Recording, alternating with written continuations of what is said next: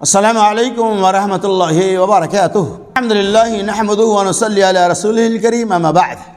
اعوذ باللہ من الشیطان الرجیم بسم اللہ الرحمن الرحیم لقد كان لكم في رسول الله أسوة حسنة لمن كان يرجو الله واليوم الآخر وذكر الله كثيرا۔ میرے بھائیوں، بزرگوں، دوستوں، عزیز ساتھیوں، جیسے کہ آپ دیکھتے ہیں کہ ماہ ربیع الاول کا مہینہ آ چکا ہے۔ اس مہینہ کے آتے ہی لوگ نبی صلی اللہ علیہ وسلم کی شان اور نبی صلی اللہ علیہ وسلم کی محبت میں آ کر جشن عید میلاد النبی یا جشن وفات النبی کو دھوم دھڑکے سے مناتے ہیں،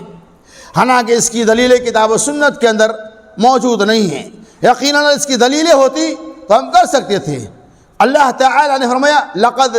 كان لكم في رسول الله اسوة حسنہ، تحقیق تمہارے لیے رسول اللہ صلی اللہ علیہ وسلم کی زندگی اسوہ حسنہ، نمونہ اور آئیڈیل ہے۔ لہذا وہ لوگ جو اللہ پر اور آخرت کے دن کے اوپر ایمان رکھتے ہیں وہ بہت ہی زیادہ اللہ تبارک و تعالیٰ کو یاد کرنے والے ہیں، یاد کرتے ہیں۔ لہذا یہ آیت ہمیں پیغام دیتی ہے کہ رسول اللہ صلی اللہ علیہ وسلم کی زندگی ہمارے لیے نمونہ ہے، صحابہ کرام کی زندگی ہمارے لیے آئیڈیل ہے، لیکن جشن عید میلاد النبی صلی اللہ علیہ وسلم سے متعلق کوئی دلیلیں موجود نہیں ہیں، بلکہ یہاں تک دیکھا جائے کہ نبی صلی اللہ علیہ وسلم کی تاریخ ولادت کے اندر اختلاف ہے، لیکن تاریخ وفات میں کوئی اختلاف نہیں۔ آپ صلی اللہ علیہ وسلم کی تاریخ وفات 12 ربیع الاول ہے، کوئی شک نہیں، ہر کسی کا اتفاق ہے، لیکن آپ کی تاریخ ولادت 9 ربیع الاول ہے، اس میں اختلاف ہے۔ بعض لوگ 9 کہتے ہیں، وہ 12 کہتے ہیں، کوئی 27 کہتے ہیں۔ بالاختلاف یہ کہ صحیح تحقیق کے مطابق